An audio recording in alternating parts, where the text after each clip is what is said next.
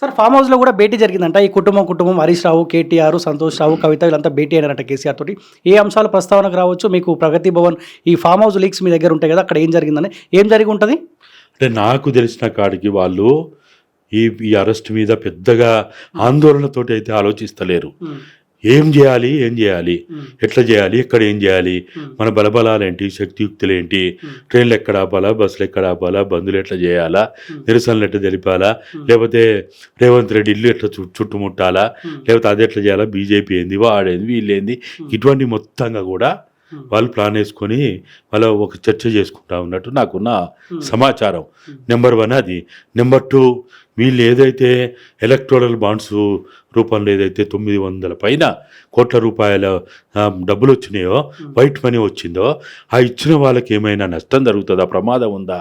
ఎందుకంటే ఇప్పుడు బయట పెడితే సుప్రీంకోర్టు ఆదేశాల ప్రకారం రేపు SBI బయట పెడితే, వెబ్సైట్లో పెడితే, మరి ఆ ఇచ్చిన వాళ్ళందరూ ఏమన్నా మన మీద నెగిటివ్ అవుతారా, ఏమన్నా వాళ్ళు మనతో రిలేషన్ ఏమైనా చెడిపోతుందా, దీన్ని ఏం చేయొచ్చు, ఏంటిది, వాళ్ళతో ఎట్లా మనం ముందే మాట్లాడుకుందాము అనే విషయాల్లో అది ఆ విషయంలో చర్చ జరిగినట్టుగా నాకున్న సమాచారం.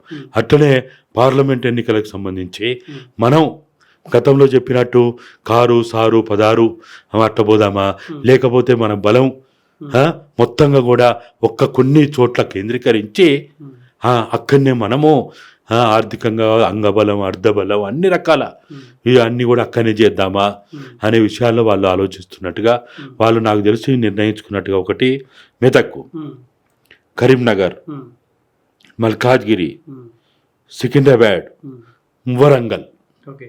అంటే దీంట్లో మొత్తంగా వాళ్ళు కూడా చూస్తున్నారు. ఒకటి ఎస్సీ వస్తున్నది, వరంగల్ ఎస్సీ, మిగతా అన్ని జనరల్ స్థానాలు. ఈ విధంగా వాళ్ళు ఆలోచించుకొని వాళ్ళు ముందుకు పోతున్నట్టుగా నాకైతే అనిపిస్తూ ఉన్నది. చూడాలి మరి వాళ్ళు అట్లనే ముందుకు పోతారా, ఇంకేదన్నా స్ట్రాటజీ మార్చుకుంటారా అనేది ఇదొకటి. ఇంకోటి, వాళ్ళు ఇప్పటికే నాకు ఉన్న అవగాహన ప్రకారము కేజ్రీవాల్ తోటి నిత్యం గతం నుంచి చాలా ఏళ్ళుగా వాళ్ళకి మంచి సంబంధాలున్నాయి, డబ్బులు ఇచ్చిండ్రు, పుచ్చుకున్నారు. లిక్కరు కవితమ్మ దాంట్లో కూడా వాళ్ళంతా చాలా క్లోజ్గా మూవ్ అయ్యిండ్రు, అదంతా మనకు తెలిసిన విషయమే. కేజ్రీవాల్కి కాంగ్రెస్ కుదిరిన ఒప్పందాన్ని బేస్ చేసుకొని కేజ్రీవాల్ ద్వారా మళ్ళీ కాంగ్రెస్ పార్టీ తోటి చట్టపట్టాలు ఏమైనా వేసుకునే అవకాశం ఉందని అదొకటి చర్చలు చేస్తున్నారు.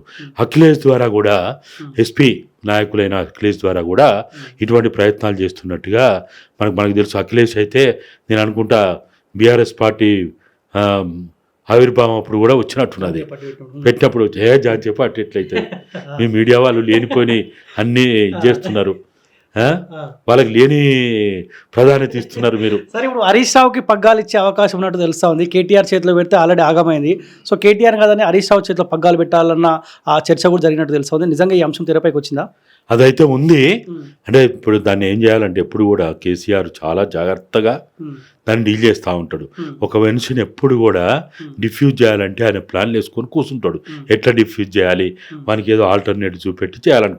కేటీఆర్ని దాదాపు మీకైతే తెలుసు, మల్కాజ్గిరి నుంచి పోటీ చేయాలనేది పార్టీలో అనేక మందితో మాట్లాడియడము, చర్చలు చేయడం, ఈయన కూడా ఒక దశలో పోదామని ఒక అభిప్రాయం రావడం, ఇవన్నీ జరిగినాయి. కానీ ఆయన ఆలోచన ఏముందంటే, నేను ఒకవేళ మల్కాజ్గిరి పోటీ చేసి గెలిచినా నేను ఢిల్లీకి పరిమితం అయితే రాష్ట్రంలో నా పరిస్థితి ఏంటిది, రేపు మళ్ళా ఇప్పుడు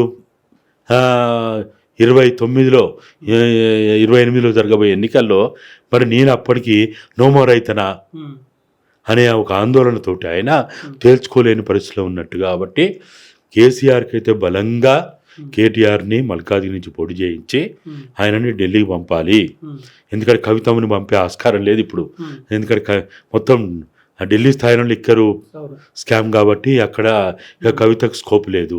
మరి ఆ కుటుంబం నుంచి ఎవరన్నా వినోద్ కుమార్ మీద ఒక ప్రయత్నం జరుగుతుంది, మరి అక్కడ గెలుస్తారా లేదా తెలియదు.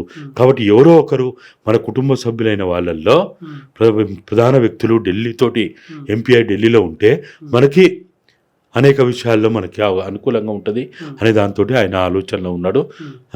హరీష్ రావుని ఎందుకు అనుకుంటాడంటే, హరీష్ రావు మీద ఉన్నంత నమ్మకం వాస్తవంగా చెప్పాలంటే రాము మీద కూడా ఉండదు. హరీష్ మీద చాలా గాఢమైన ప్రబలమైన నమ్మకం ఆయనకు ఉంటుంది కాబట్టి న్యాచురల్గా ఇప్పుడున్నటువంటి సమస్యల్లో దృష్టిలో పెట్టుకున్నప్పుడు ఆయన అట్లా ఆలోచించుంటాడు. మరి ఒకవేళ అల్లునికి ఇస్తే మళ్ళీ కొడుకు అలిగే అవకాశం ఉంటుంది కదా, కేటీఆర్ అలిగే అవకాశం ఉంటుంది కదా. అందుకని కన్విన్స్ చేయడానికి ప్రయత్నాలు చేస్తూ ఉన్నారు. చూడాలి ఇప్పటివరకు అయితే దాని మీద నిర్ణయం అయితే కాలే, చర్చల రూపంలోనే ఉన్నది. నిర్ణయం ఏమవుతుంది అనేది మనం ఇప్పుడే చెప్పలేము.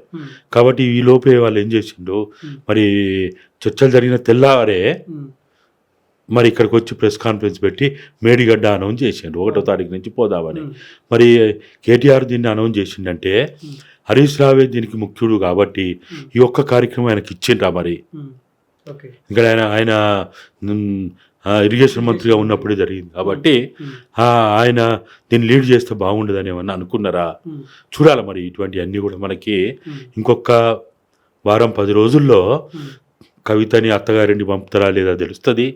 తర్వాత కేటీ రామారావుని మల్కాజ్గిరి నుంచి పోటీ చేసి పేపిస్తారా లేదా, ఢిల్లీ పంపుతారా లేదా, హరీష్కి ఒకవేళ అది నిర్ణయం అయితే మాత్రం ఖచ్చితంగా హరీష్ రావు చేతుల్లో పార్టీ నడవడం అనేది జరిగిపోతుంది.